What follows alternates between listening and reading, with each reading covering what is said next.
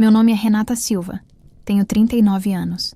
E durante 10 longos natais eu me perguntei se o silêncio também era uma forma de agressão. Porque meus pais não me bateram quando descobriram que eu ia seguir carreira militar. Eles não gritaram, não discutiram, não rasgaram carta nenhuma. Eles apenas pararam de falar comigo, como quem fecha uma porta e não volta mais. Como quem risca o próprio sangue com caneta azul e diz que é só uma correção de rota. Eu tinha 28 anos quando vesti minha primeira farda. Não era a mais bonita, nem a mais bem passada, mas era a primeira que eu tinha comprado com meu esforço, com o suor de quem dormia pouco, corria mais do que devia e segurava o choro quando a dor batia nos ossos. Eu tirei uma foto naquele dia, com o celular simples que eu ainda tinha. Sorri de um jeito torto, como quem queria mandar aquela imagem para alguém, e não sabia mais para quem. A última conversa com meus pais ainda ecoava. Você devia ter vergonha. Isso não é coisa de mulher. Você se perdeu, Renata. E aqui em casa não tem espaço pra gente perdida. E então eu fui embora. Não bati a porta. Não mandei mensagem. Esperei que o tempo fizesse aquilo que as palavras não conseguiam mais. Costurar de volta um pedaço de afeto. Mas o tempo, pra eles, só serviu pra esquecer. Nos primeiros meses tentei ligar. 1, 2, 3 vezes. Todas sem resposta. Depois tentei uma carta. Voltou com carimbo de destinatário recusado. No primeiro aniversário que passei sozinha, escrevi um e-mail para minha mãe, falando da nova base, dos treinamentos, da saudade.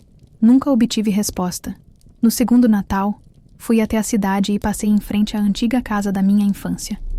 As luzes estavam acesas, a mesa posta, a televisão ligada com aquele especial natalino de sempre. E eu estava do lado de fora, com o presente que nunca seria entregue. A partir dali eu parei de tentar. E comecei a construir. Passei a viver em outra frequência. Uma onde as missões não paravam, os exames físicos eram constantes e a dor não era emocional, mas nos joelhos, nas costas, nos calos. Fui subindo de posto sem ninguém da família para comemorar. Cada conquista era recebida com um misto de orgulho e ausência. Fiz amigos, sim, mas quem já teve pais sabe que amigo nenhum preenche o eco de um filha que não vem mais. Cada Natal era um lembrete.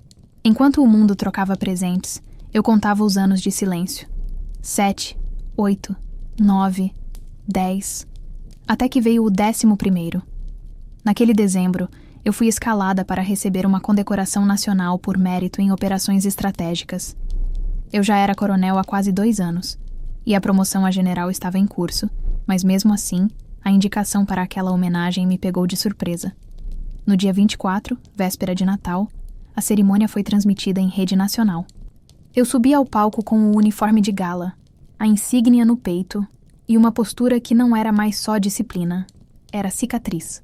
O apresentador leu meu nome completo. Renata Augusta Silva, indicada ao mérito nacional pelas Forças Armadas. A câmera fez um close no meu rosto. Eu não chorei, mas algo dentro de mim congelou, não pela medalha, não pela transmissão, mas por saber que, naquela hora, a TV da sala dos meus pais provavelmente estava ligada. E se estivesse, eles estavam vendo. Eles estavam me vendo.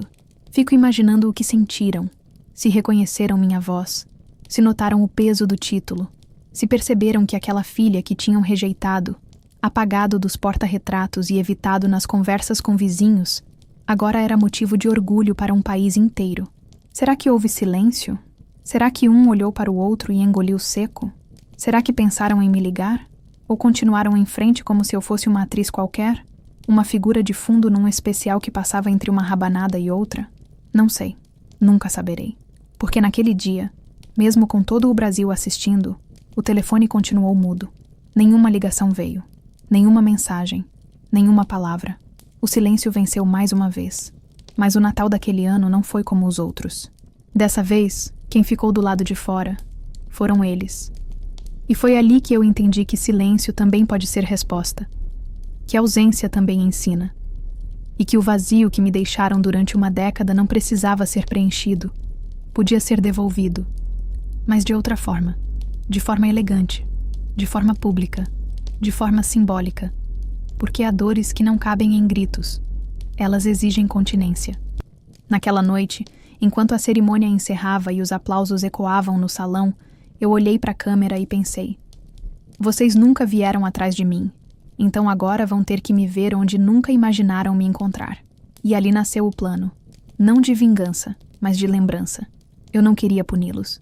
Queria que eles jamais pudessem esquecer. E o primeiro passo viria já no dia seguinte. No dia seguinte àquela cerimônia transmitida em rede nacional, eu acordei antes do sol. Não por hábito militar, mas por uma inquietação que me fazia ouvir, dentro do peito, um som que não era tambor nem despertador. Era propósito. Algo tinha mudado.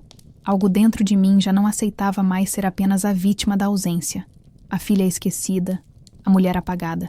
Naquela manhã, sentei sozinha diante da escrivaninha do alojamento. Ainda com o uniforme cerimonial pendurado na cadeira, peguei uma folha em branco e escrevi a primeira frase sem titubear. Feliz Natal, da filha que vocês preferiram esquecer. As palavras não vieram com ódio. Vieram com precisão, como se estivessem guardadas há anos, esperando o momento certo de serem liberadas. Não como flechas, mas como espelhos. Espelhos para que eles vissem o que tinham feito e o que tinham perdido. O cartão que escrevi não era decorado com sinos ou renas.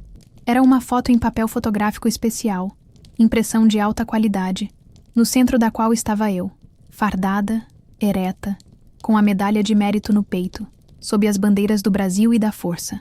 O fotógrafo oficial havia me mandado aquela imagem no fim da noite anterior, e eu soube exatamente o que fazer com ela. Mandei para a gráfica da cidade onde cresci. Paguei adiantado. Pedi que fosse entregue em mãos, com moldura, e com a frase gravada abaixo da foto, para que nunca digam que não tiveram motivo para se orgulhar. Enquanto cuidava de todos os detalhes, percebi que meu coração não tremia mais. Eu não fazia aquilo para provocar. Eu fazia porque era necessário, porque se o silêncio deles me havia moldado, agora era minha vez de esculpir um novo silêncio. Um que pesasse na parede da sala onde antes penduravam apenas fotos da minha irmã. Um silêncio emoldurado, visível, inescapável. Pedi que o entregador fizesse o serviço às 19 horas. Era o horário exato em que todos os anos minha mãe costumava servir a ceia na sala. Lembrei disso não por saudade, mas por estratégia. Sabia que estariam todos ali, que a televisão talvez ainda estivesse ligada, que a mesa teria o mesmo trilho bordado por minha avó. Sabia até que o vaso com flores artificiais ainda estaria no canto da estante, como se nada tivesse mudado desde que fui embora. O entregador confirmou o pedido no WhatsApp. Entrega feita com sucesso. A senhora da casa recebeu e assinou. Demorou uns segundos para a imagem aparecer. Era a foto da nota de recebimento, com a assinatura da minha mãe, ainda reconhecível, apesar dos anos. Ela não sabia, mas tinha acabado de assinar o recibo do que nunca teve coragem de reconhecer. A filha dela agora era general, e estava na parede. Soube depois, por uma vizinha, que ela abriu o pacote na frente de todos, que ficou em silêncio por um bom tempo, encarando a imagem com olhos que ninguém soube ler. Meu pai teria resmungado algo como, não precisava disso. Mas a vizinha disse que naquela noite a televisão ficou desligada. Coisa rara. O álbum de fotos, aquele antigo, foi tirado da estante.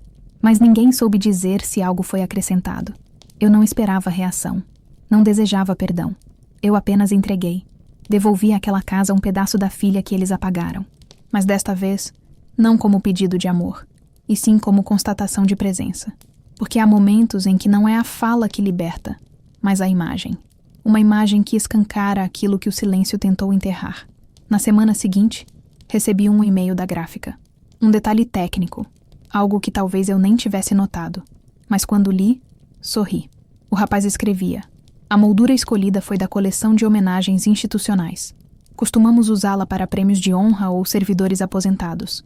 Achei que combinava com a grandeza da senhora na imagem. E eu concordei, porque não era mais só um cartão. Era uma declaração emoldurada de quem sobreviveu ao apagamento. Depois daquela entrega, nenhuma ligação veio, nenhuma mensagem, nenhum agradecimento. Mas eu não esperava isso. O silêncio deles agora tinha companhia. Uma companhia grande, dourada e impossível de esconder atrás de bibelôs ou desculpas. No fundo, eu sabia, naquele mesmo momento, a parede daquela sala já não era a mesma. O Natal deles, também não. E esse era apenas o segundo passo. O próximo seria ainda mais público. E muito mais calculado. Na mesma semana em que o cartão chegou à casa onde nasci, a prefeitura da cidade pequena onde meus pais ainda viviam preparava sua tradicional ceia de Natal comunitária. Era um evento simples, mas simbólico, que reunia comerciantes, professores aposentados, autoridades locais, jovens escoteiros e até músicos da banda marcial. Todos sabiam da existência daquela celebração, porque todos os anos era noticiado no jornalzinho regional. E embora eu já tivesse sido esquecida naquela casa, o nome da minha família ainda ecoava pelas ruas como se o tempo tivesse congelado os fatos. O sobrenome deles era conhecido. O meu, por convenção, ainda era o mesmo. Mas naquele ano, ele apareceu com uma condecoração a mais. Não como filha de ninguém, mas como oficial. Quando a prefeitura decidiu, em outubro, fazer uma homenagem especial às mulheres que se destacaram fora do município, alguém sugeriu meu nome. Não por afeição, não por bajulação, mas porque era impossível ignorar. Eu havia sido promovida ao posto de general de brigada, e isso constava em manchete nacional. A comissão organizadora votou, redigiu o convite e o enviou ao meu gabinete com papel timbrado e tudo. Eu li com calma. Aceitei de imediato. Mas, desta vez, escolhi como compareceria. No dia do evento, cheguei sem alarde. O jantar seria ao ar livre, na praça central, enfeitada com luzes em forma de estrelas e uma árvore modesta de garrafas PET recicladas, como sempre fora. Havia mesas compridas, toalhas de tecido, pães artesanais e arroz com uva passa. Tudo igual aos natais de quando eu ainda era só a filha do seu Osvaldo e da dona Marina. Mas agora, eu era chamada ao palco como a primeira mulher general nascida nesta cidade. Quando me anunciaram, o microfone falhou por um segundo. Alguém tentou arrumar os cabos. Outro achou graça. Mas eu caminhei com tranquilidade. A mesma passada firme com que percorri tantos corredores de comando. Meu uniforme cerimonial reluzia em prata sob os refletores improvisados da praça. Enquanto eu subia, vi ao longe minha mãe, sentada na ponta da mesa de honra. Ela havia sido convidada por protocolo, como ex-professora da rede pública. Meu pai, ao lado, escondia o desconforto por trás de uma expressão congelada. Eles não sabiam que eu estaria ali, não haviam lido a programação, nem imaginavam que seria a homenageada principal, quando o prefeito disse meu nome completo ao microfone, incluindo general de brigada, antes do nome civil. Os olhos dela piscavam sem parar. Um tique nervoso que reconheci na hora. O mesmo de quando me repreendia por tirar nota baixa no ensino médio. Durante meu discurso, não citei meus pais. Não era o lugar, mas agradeci à cidade onde nasci, às professoras que me ensinaram a ler e aos oficiais que acreditaram em mim quando muitos me chamaram de iludida. Usei cada palavra com precisão, sem raiva, mas com intenção. Em determinado momento, uma senhora idosa se levantou da plateia, caminhou até mim com um ramalhete de flores e sussurrou: "Diga a elas que vale a pena, filha." Ela me abraçou com força. Eu não sabia quem era, mas senti que aquele gesto dizia mais do que qualquer palmada ou elogio forçado do passado. Quando o jantar começou, minha mesa estava repleta. Oficiais da ativa, jornalistas locais, jovens aspirantes, mulheres com filhos no serviço militar. Eu era procurada para fotos, abraços, conselhos. Ninguém lembrava da filha esquecida. Lembravam da mulher que retornava por cima. E ali, naquela praça iluminada, o nome que outrora era motivo de silêncio numa casa apertada, agora era repetido com orgulho em caixas de som para toda a cidade ouvir. Soube depois que meus pais saíram antes da sobremesa. Não cumprimentaram ninguém, não me olharam nos olhos, mas deixaram os pratos quase intocados. A vizinha fofoqueira, sempre ela, disse que minha mãe estava pálida, que o batom havia desaparecido do rosto, que o silêncio dos dois, naquela noite, não era o de sempre. Era outro, denso, reativo, como se tivessem sido forçados a assistir ao que passaram anos fingindo que não existia. O crescimento que eles se recusaram a regar, agora florescendo bem diante deles, e sem um único pedido de desculpas. Naquela noite, quando voltei para o hotel, tirei os sapatos com cuidado. O uniforme ainda estava intacto, nenhum vinco fora do lugar, mas dentro do bolso Havia algo que eu mesma tinha colocado antes de sair. Uma pequena fita preta, daquelas que usávamos no curso de formação, no primeiro dia de marchas. Aquela fita tinha meu nome escrito à caneta. Ela ficou no meu bolso a noite inteira, como lembrete de onde eu vim e de quem eu me tornei, sem precisar que ninguém me aplaudisse. E assim, enquanto eles voltavam para casa em silêncio, a cidade inteira continuava celebrando. Não por mim, mas pelo símbolo que agora eu carregava, porque o nome que eles tentaram sepultar na própria sala de estar agora era nome de rua, de palco, de manchete, e ainda seria muito mais. A vingança havia começado com um cartão, e agora ocupava toda uma praça. Mas eu ainda tinha planos maiores. A rua dos meus pais não era grande, nem particularmente bonita. Era uma daquelas vielas com calçadas estreitas, onde os vizinhos ainda sentavam na porta para comentar a vida alheia como se fosse parte do noticiário local. Nela, nada mudava. A pintura das casas, os cachorros atrás dos portões, os mesmos carros velhos estacionados nos mesmos lugares. Aquela rua tinha uma coisa que a tornava mais agressiva do que qualquer campo de batalha que enfrentei. Ela me apagava. Todos ali sabiam que eu existia, mas escolheram seguir os passos dos meus pais. Fingir que não sabiam. Fingir que a filha única que eles cortaram do convívio não era nada além de uma lembrança inconveniente. Depois da ceia em que fui anunciada como madrinha de honra, e a transmissão ao vivo terminou com a frase: "A ausência também é uma forma de criação." Eu sabia que tinha deixado uma ferida. Mas não era o bastante. Porque eles, como sempre, poderiam fingir. Dizer que não assistiram, que não estavam lá, que foi só coincidência. Então decidi criar algo impossível de ignorar. Algo que os obrigasse a lembrar que não fui eu quem desapareceu da vida deles. Foram eles que saíram da minha. E que agora, o país todo via o que eles insistiam em esconder. Liguei para uma empresa de publicidade visual com sede em Brasília. Pedi algo grande. Algo que fosse visível a todos, do início da rua até a esquina onde minha antiga casa ainda se escondia atrás de um muro bege. Escolhi uma foto oficial minha, a da continência dada na cerimônia que me condecorou como general. O uniforme impecável, as insígnias no lugar, o olhar firme, o fundo da bandeira nacional ondulando. Uma imagem que não deixava dúvida. Ali estava alguém que tinha vencido. Mesmo sem ninguém na plateia da família. No rodapé, mandei colocar o seguinte texto, em letras grandes e douradas: General Renata Silva, Orgulho Nacional. E abaixo, em fonte menor, mas em vermelho vivo: se você não se lembra dela, o Brasil lembra. A empresa tentou confirmar. É isso mesmo que a senhora deseja exibir em espaço público?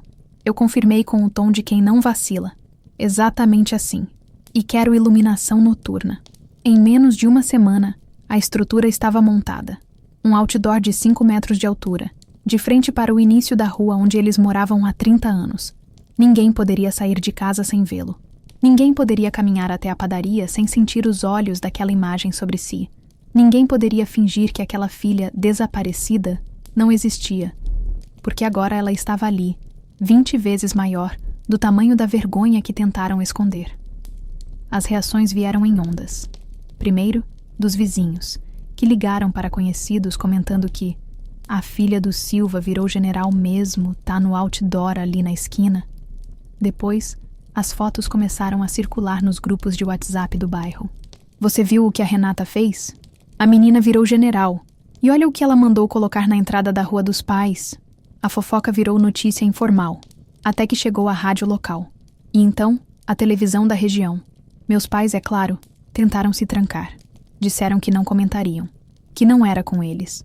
Mas todo mundo sabia. A placa dizia seus nomes sem dizer, apontava seus rostos sem mostrar, e feria exatamente onde mais doía, naquilo que eles mais prezavam, o controle da narrativa. Recebi ligações de colegas das forças que souberam do outdoor. Uns riram, outros disseram, isso foi ousado, mas todos entenderam. Não era vingança vulgar.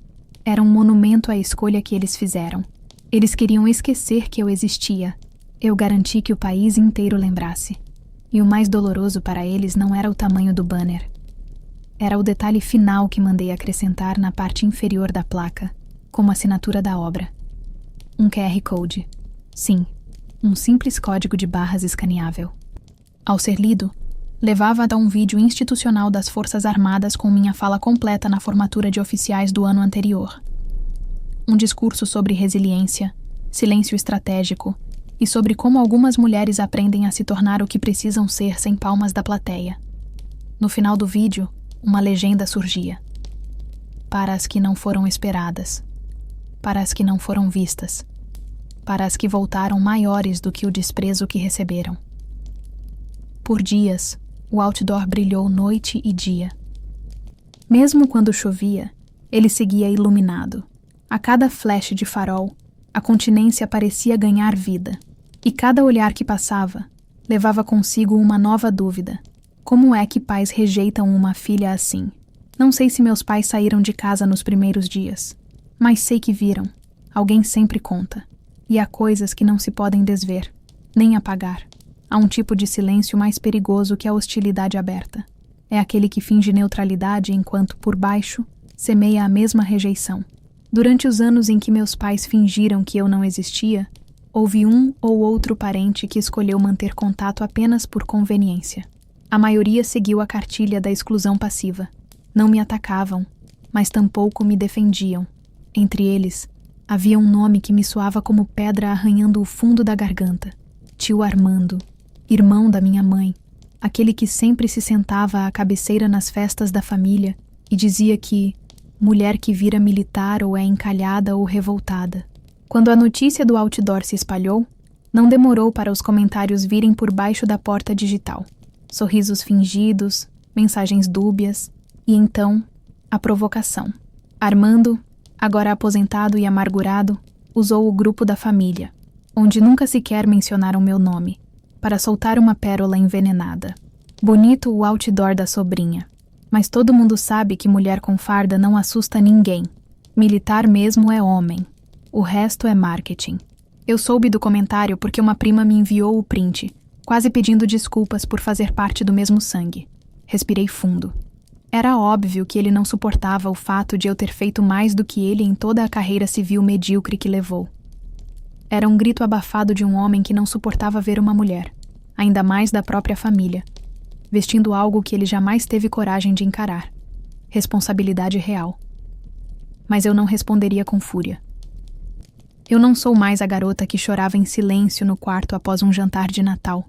Agora, eu era a General Renata Silva, e eu sabia exatamente como transformar insultos em palco. Na semana seguinte, aproveitando o convite que havia recebido de uma Associação Nacional de Educadores para participar de um evento comemorativo, tive uma ideia. Eles buscavam nomes de professores marcantes que haviam transformado vidas através do ensino público. Eu indiquei um nome sem hesitar. Tia Dolores, esposa de Armando, professora de português no ensino médio. Foi ela quem, anos atrás, me incentivou a escrever meu primeiro artigo sobre disciplina e identidade. Foi ela quem secretamente me levou de carro até a sessão de alistamento, mesmo sabendo que minha mãe jamais permitiria. Ela nunca pediu crédito e nunca me cobrou nada.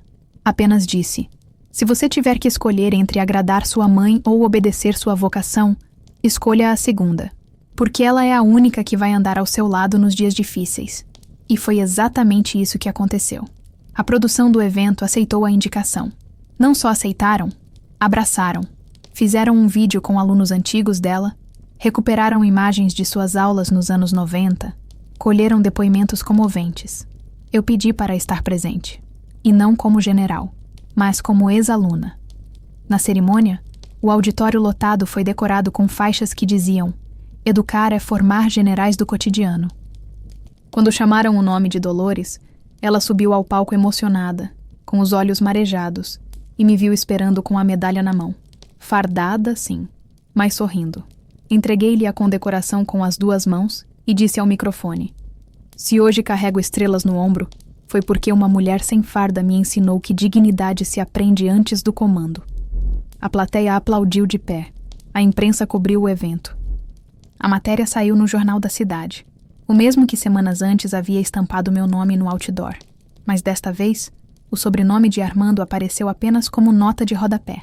O título era: professora de escola pública é homenageada por general que foi sua aluna. Ela costurou minha força em silêncio. Ele, é claro, não foi convidado. E tampouco apareceu. Mais tarde, recebi uma mensagem privada de Dolores. Curtinha, como sempre foi seu estilo. Obrigada por lembrar. E por me lembrar quem ele nunca conseguiu apagar. A vingança foi completa, mas silenciosa. Não expus o tio. Não o confrontei. Apenas amplifiquei a mulher que ele sempre tratou como sombra. E mostrei ao país que enquanto ele tentava me apagar com frases baratas, eu acendia luzes sobre histórias reais, feitas por mulheres que nunca precisaram de palco para serem gigantes.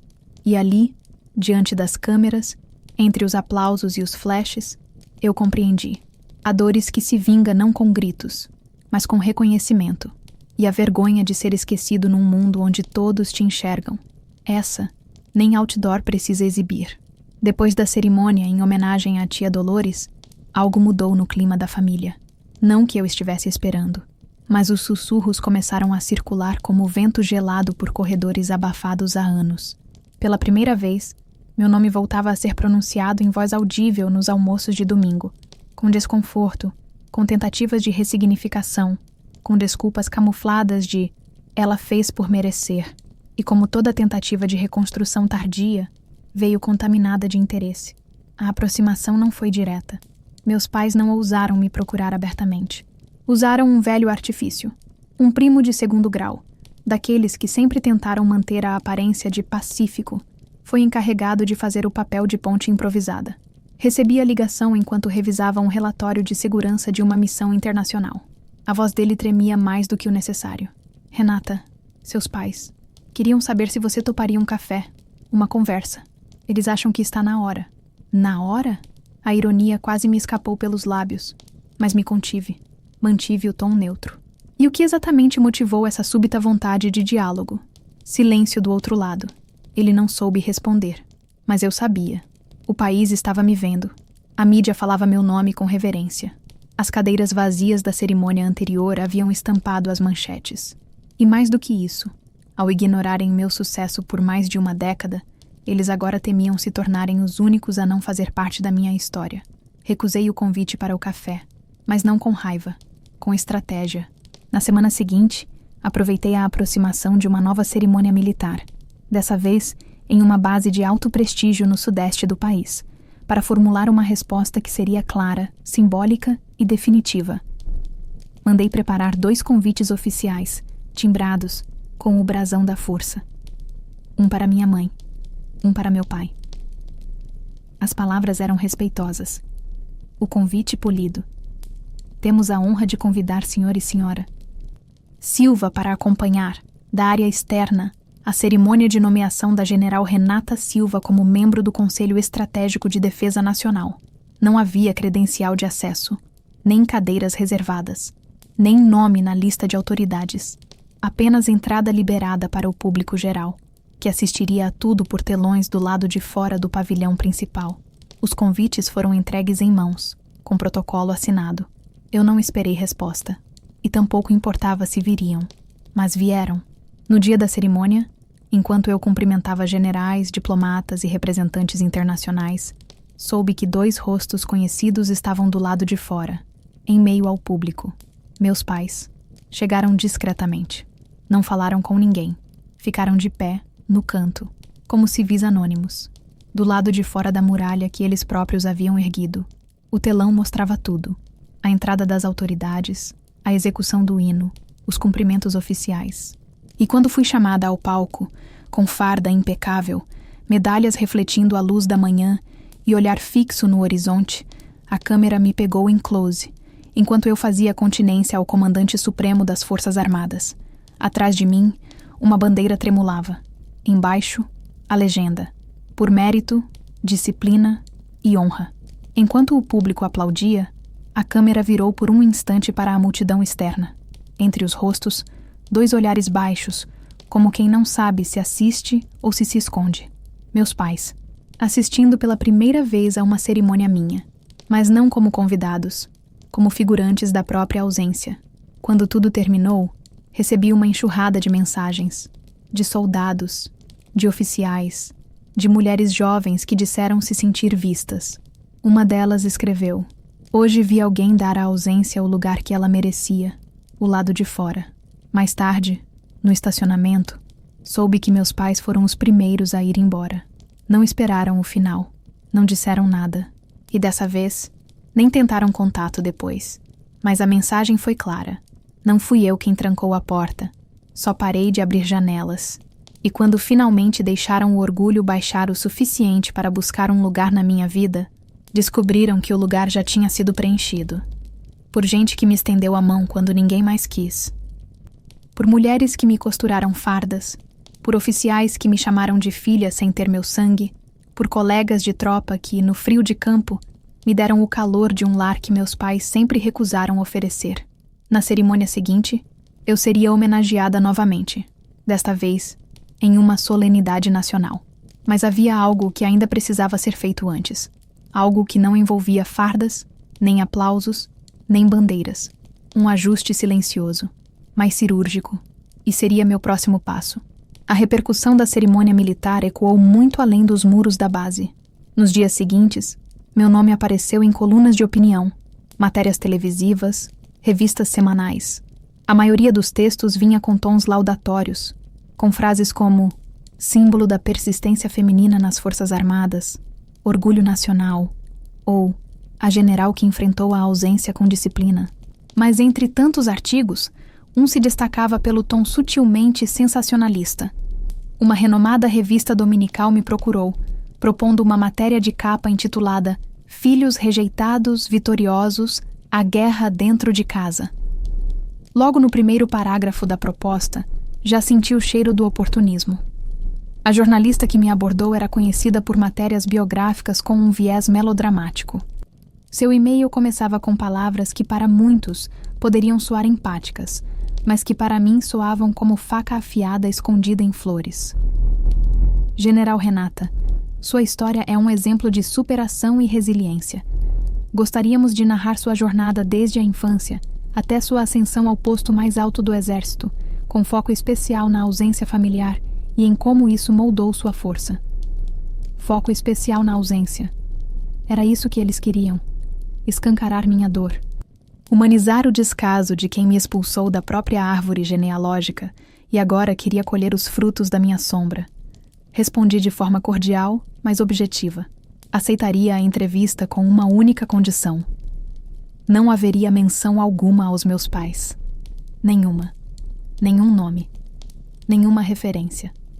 Nenhum espaço para arrependimento público ou frases vazias. A repórter estranhou. Mas, general, o público se conectaria ainda mais com sua história se entendesse o peso do abandono. A senhora não quer mostrar o outro lado? Minha resposta veio seca. O outro lado é o silêncio. E silêncio não rende capa, mas ensina mais que qualquer linha escrita. Ela insistiu. Queria pelo menos uma imagem do passado. Uma foto antiga, uma lembrança de infância, uma frase de superação. Eu recusei tudo. Disse que a entrevista seria sobre méritos, não cicatrizes. Sobre função pública, não novela familiar. E deixei claro, se insistissem no viés emocional, eu me retiraria do projeto. Eles toparam, mas com incômodo visível. E o incômodo cresceu quando perceberam que a minha presença pública não dependia de histórias tristes. Eu não era produto de abandono, era resultado de decisão. Cada passo que dei foi em direção contrária ao desprezo. E não para me vingar, mas para me construir. Quando a matéria foi publicada, o título já mostrava o tom mais sóbrio. A general que lidera pelo exemplo. Nenhuma linha sobre minha família. Nenhum comentário sobre meu passado doméstico. Era uma reportagem técnica, séria, com foco em minhas estratégias, missões, prêmios e os planos que eu vinha liderando para a modernização das tropas femininas. Mas mesmo sem mencionar, o que estava ausente gritou mais alto do que qualquer frase. A parte mais comentada veio ao final, quando a repórter me perguntou se eu tinha alguma mensagem para mulheres que enfrentam rejeição em casa ao escolherem a carreira militar. Minha resposta foi simples. A farda não substitui a família, mas às vezes ela é a única que te abraça quando a sua vira as costas. A disciplina me deu o que o sangue não quis oferecer. Pertencimento. Essa frase viralizou. Foi replicada em páginas militares, em grupos de mulheres, em escolas públicas. Começaram a imprimir em camisetas. Uma ONG de apoio a jovens militares a colocou na entrada do centro de acolhimento. Uma jornalista da área de psicologia me escreveu. Sua frase virou um mantra silencioso de resistência. Obrigada por mostrar que a ausência também pode ser uma motivação, e não só uma ferida. E mesmo sem citar nomes, o recado chegou. Mais forte do que qualquer exposição direta. Meus pais, por sua vez, leram a reportagem. Eu soube por uma vizinha antiga, que ainda mantinha contato com uma amiga da família.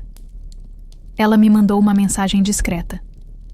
Renata, tua mãe ficou esperando seu nome no meio do texto. Quando percebeu que você não citava ela em nenhuma linha, fechou a revista sem terminar. Era esse o ponto. Eles não entenderam que não era sobre vingança com palavras, mas com ausência. Eu havia deixado de gritar a dor para começar a mostrar a força. E mostrar força, sem precisar esfregar feridas, é o tipo mais alto de justiça. Mas havia um detalhe ainda pendente.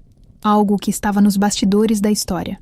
Enquanto todos viam a general na capa da revista, havia uma movimentação legal acontecendo de forma silenciosa e cirúrgica.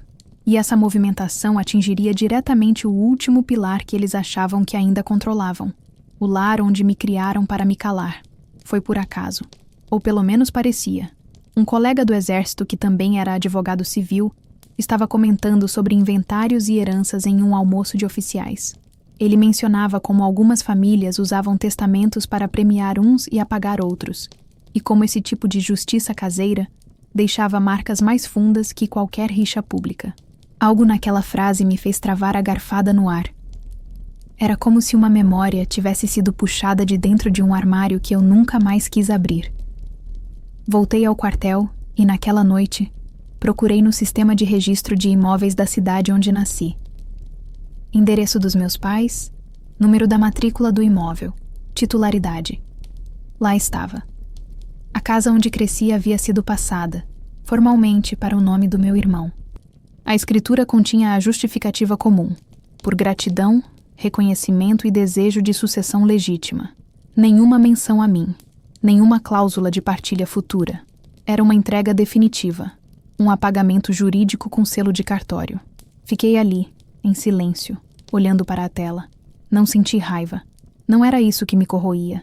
Era uma estranha sensação de confirmação. Eles não apenas haviam me excluído emocionalmente por uma década inteira, haviam formalizado essa exclusão no papel. Tinham transformado o sangue em número de registro e me retirado, de forma definitiva, da memória da casa onde nasci. Mas eu não chorei, nem xinguei, nem me apressei.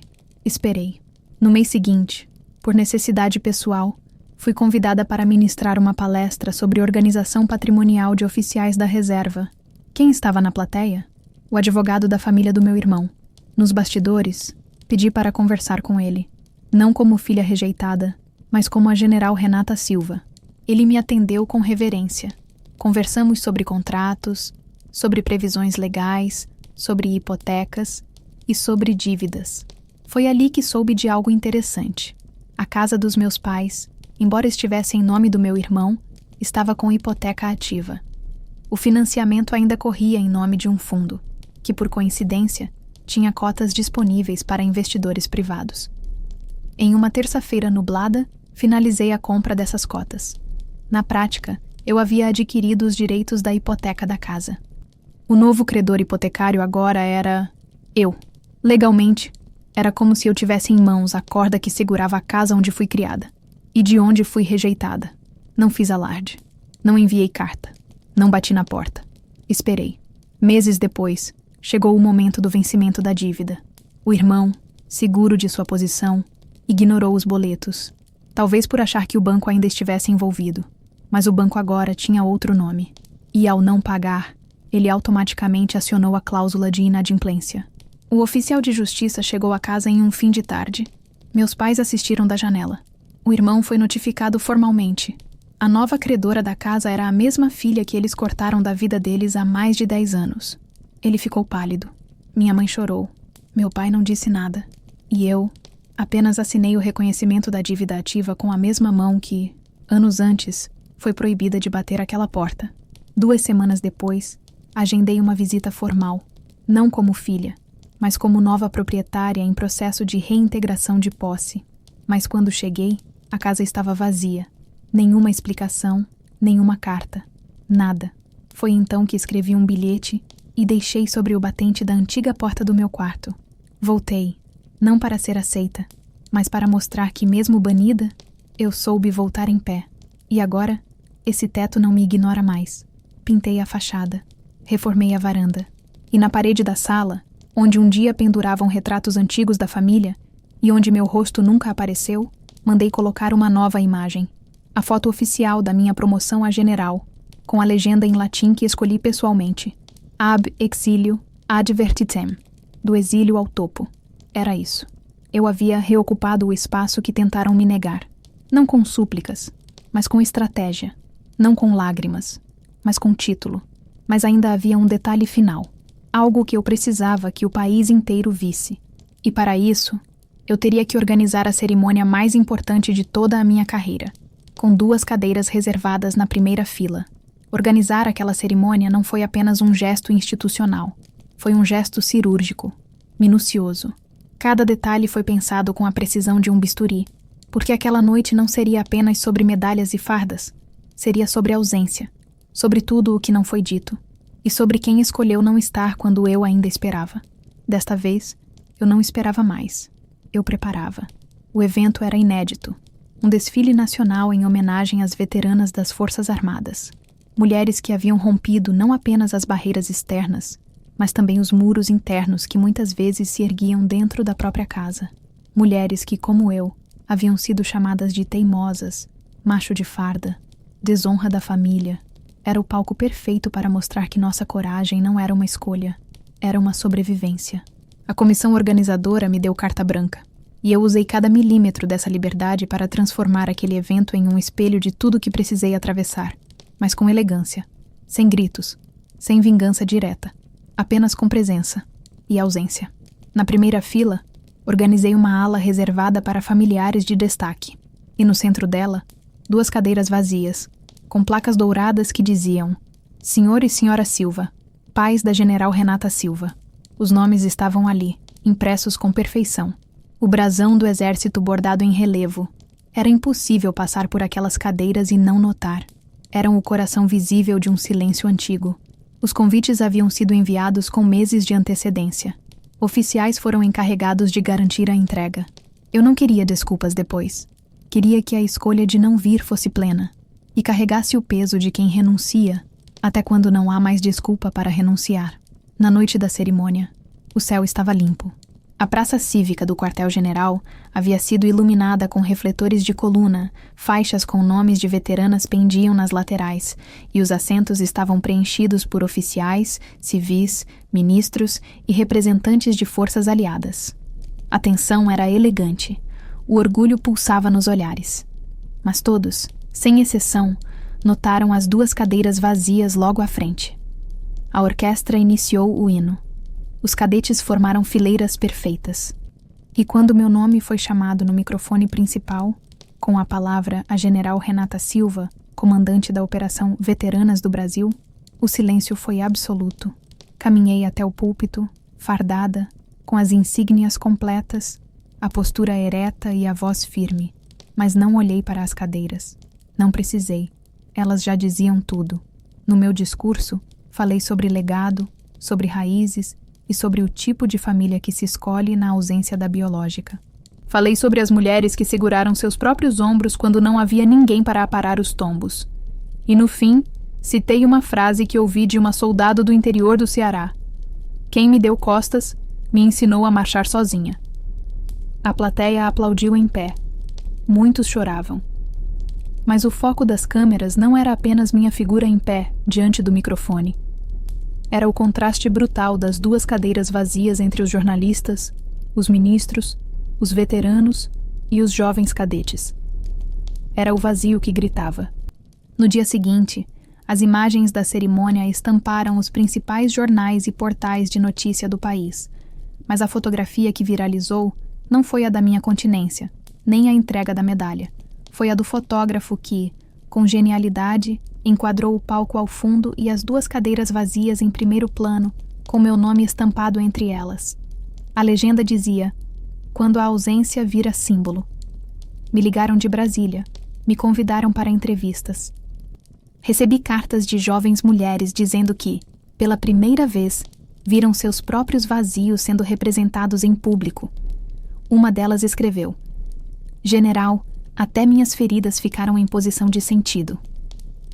Na antiga rua onde cresci, a imprensa também chegou. Queriam ouvir os pais da general, mas o portão da casa estava trancado. Sem bandeira, sem flores, sem resposta. Apenas um envelope amassado ainda repousava no batente. O convite que havia sido deixado semanas antes. Não era mais sobre vingança. Era sobre visibilidade. O que eles tentaram enterrar em silêncio, agora era memória pública, arquivo, história. Mas eu ainda guardava um último gesto, porque naquele ano o Natal não traria presente, traria lição, para o país inteiro ver. E dessa vez, não haveria cadeira, não haveria porta, não haveria chance de negação. O ano chegava ao fim. Os jornais ainda estampavam a imagem das cadeiras vazias, enquanto os recortes da cerimônia ganhavam desdobramentos em redes sociais, rodas de conversa e até painéis acadêmicos. A figura da mulher fardada diante de uma ausência gritante havia transcendido o âmbito militar e se tornado ícone.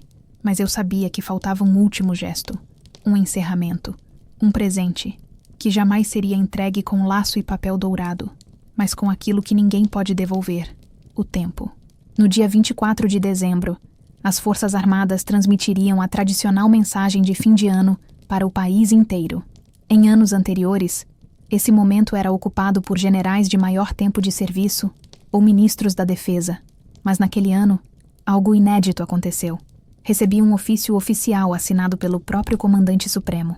O discurso da noite de Natal seria meu. Pediram que eu redigisse algo leve, otimista, patriótico. Mas o que escrevi foi honesto.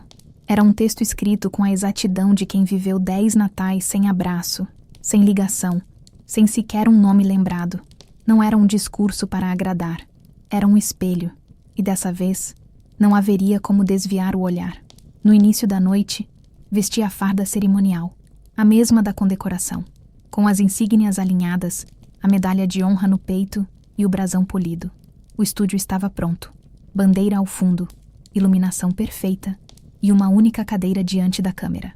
Sentei, ajustei a respiração e quando a luz vermelha acendeu, comecei.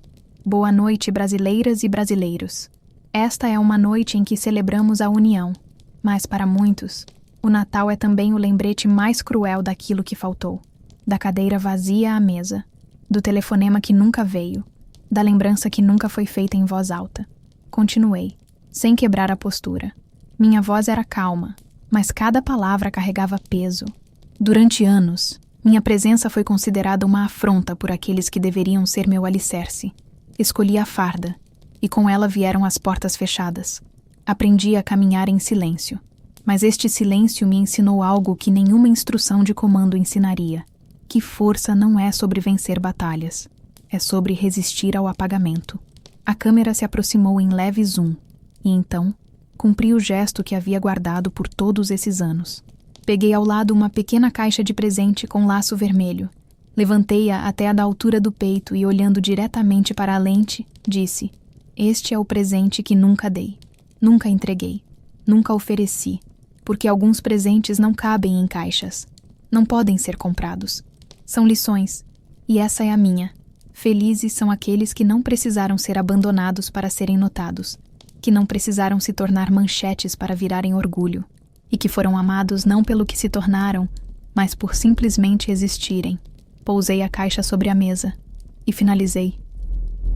Do quartel ao lar, desejo a cada um e cada uma um Natal de reconhecimento, porque dignidade não se mendiga, se constrói. E quando construímos sozinhas, a vitória é maior do que qualquer perdão tardio. Boa noite. E força sempre. O vídeo foi ao ar às 21h, em cadeia nacional, com tradução em libras, com legenda em tempo real. E nas casas de milhares de famílias, inclusive na que um dia me expulsou, Minha imagem apareceu nítida, firme, imutável. Eles assistiram. Eu sabia que sim. Ninguém ignora quando o país inteiro para ouvir o nome que você tentou esquecer. Horas depois, o vídeo estava em todos os cantos da internet, compartilhado por mulheres militares, jornalistas, psicólogas, filhas rejeitadas, pais arrependidos. A hashtag Presente que nunca dei se tornou tendência. O trecho da fala foi usado em campanhas de valorização de meninas em situação de vulnerabilidade. Professores passaram a usá-lo como material em salas de aula. Mas o mais simbólico aconteceu dias depois. Um grupo de jovens cadetes criou por conta própria um projeto nacional para arrecadar cartas de meninas expulsas de casa por escolha profissional, orientação, religião. O nome do projeto? Caixa Vermelha. Na antiga casa da minha infância, ninguém bateu a porta com um pedido de perdão. E eu não esperava que batessem, porque aquele presente, o do reconhecimento, eles nunca dariam.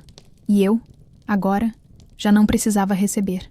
Na prateleira do meu gabinete, em meio a medalhas e condecorações, a caixinha com o laço vermelho permanece, fechada, intocada.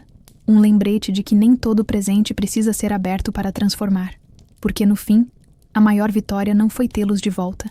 Foi mostrar que eu nunca precisei deles para me tornar quem sou. E essa lição, sim, foi entregue ao país inteiro.